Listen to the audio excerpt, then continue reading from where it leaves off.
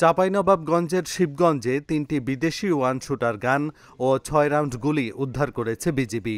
বৃহস্পতিবার উপজেলার শাহবাজপুর ইউনিয়নের চকপাড়া বিওপির একটি চৌকস-টহল দল সীমান্ত পিলার ১৮৩-৪S হতে আনুমানিক ২৫ গজ বাংলাদেশের অভ্যন্তরে পাগলা নদীর তীরে অভিযান চালিয়ে এসব অস্ত্র ও গুলি উদ্ধার করে।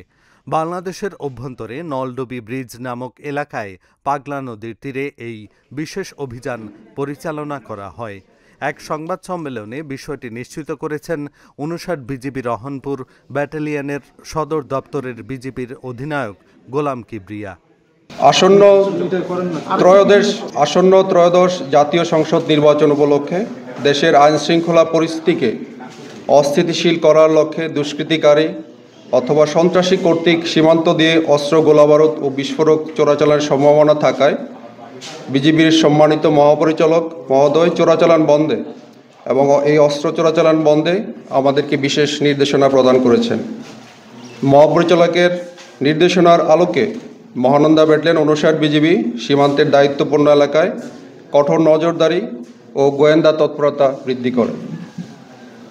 এই প্রেক্ষিতে অস্ত্রের একটি বড় চালান মহানন্দা ব্যাটালিয়ন ৫৯ বিজিবির সীমান্ত এলাকা দিয়ে বাংলাদেশে প্রবেশ করবে বলে আমাদের একটি গোয়েন্দা তথ্যের মাধ্যমে জানতে পারি। সেই লক্ষ্যে গত ১ মাস যাবৎ অত্র ব্যাটালিয়নের দায়িত্বপূর্ণ ৭৫ কিলোমিটার সীমান্ত এলাকায় নিজস্ব গোয়েন্দা টহল তৎপরতা সহ কঠোর নজরদারি বৃদ্ধি করা হয়েছে।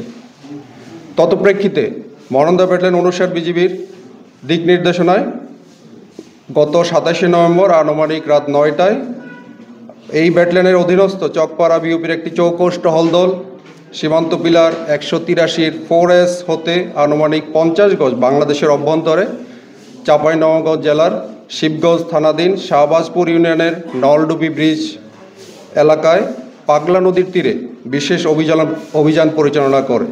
উক্ত অভিযানে টহল দল মালিকবিহীন ৩টি বিদেশি one shooter gun, ৬ round ammunition উদ্ধার করে।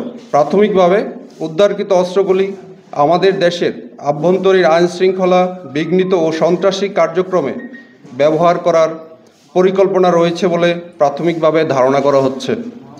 উদ্ধারকৃত অস্ত্রগুলি সাধারণ ডায়েরিকরত চাঁপাইনবাবগঞ্জ শিবগঞ্জ থানায় হস্তান্তর কার্যক্রম প্রক্রিয়াধীন রয়েছে।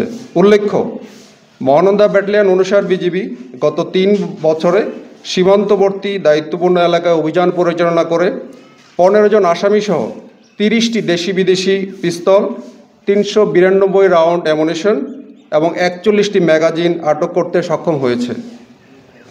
অস্ত্র, গোলাবারুদ, মাদক চোরাচালানের বিরুদ্ধে জিরো টলারেন্স নীতি বাস্তবায়নের লক্ষ্যে সীমান্ত এলাকায় অপারেশনাল কার্যক্রম বৃদ্ধি করা সহ বিশেষ টহল পরিচালনা করা হচ্ছে, যা ভবিষ্যতেও চলমান থাকবে। ধন্যবাদ সবাইকে।